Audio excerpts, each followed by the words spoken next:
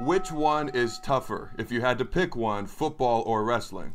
Wow. That's a tough choice. I'm going to have to go with wrestling just for me. Not only is it, it's really physical, but there's no off season. We're traveling year in and year out. The cool thing about football is I know the NFL season's pretty long, 16 to 17 weeks, especially if you make the playoffs. So that's pretty grueling itself. But with wrestling, we're on pretty much 300 nights a year. So, and then on top of that, you're traveling and you're jumping time zones. So I'd say the schedule is the roughest part. I mean, physicality, they're both rough. You can get hurt. You can get seriously injured in both sports. So as far as that, they're both pretty rough. Speaking with Roman Reigns here on Fourth and Pain. And Roman, last NFL kind of crossover question for you. A while back on the show, Carricker equated Tim Tebow to being the John Cena of the NFL. Would you say that that's an accurate comparison? Oh,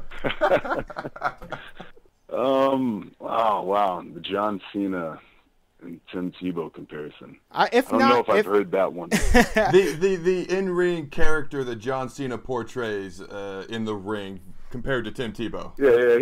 He's pretty clean cut, and John, he crosses he dots his I's and crosses his T's.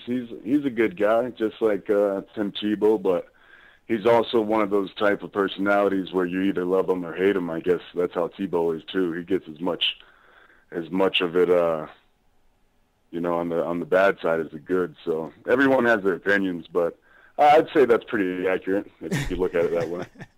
Roman Reigns on Fourth and Pain, and you're part of a trio now, The Shield, phenomenal trio here in WWE. But do you also have ambitions to eventually be a singles wrestler? And if so, how long into the future do you think that will be?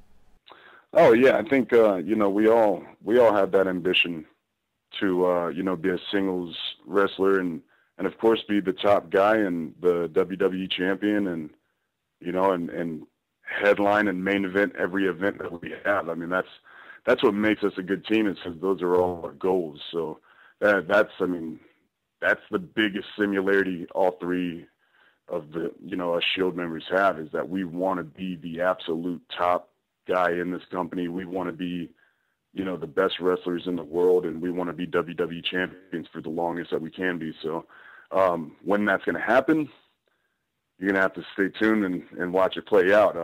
I think the Shield is as strong as ever. So, if it ain't broke, don't fix it. But there would definitely be a time where I'm the WWE champion, and I'm sure Seth and Dean would say the same thing. So in due time, for sure. Is there a wrestler growing up that you idolized, watched, and maybe emulate yourself a little bit after? I watch a lot of wrestling growing up. I can't say, other than, the men of my family, if I emulate anybody or if I'm similar to them, just because, our bloodline. And but growing up, I was always a big Bret Hart fan. I can't say I'm anything like him, especially character-wise, and not even in the ring. He was a really technical wrestler. I don't fancy myself as that. I'm more of a brawler, a hard-hitting guy. I try to keep my football background about me. But he was always a guy I got behind.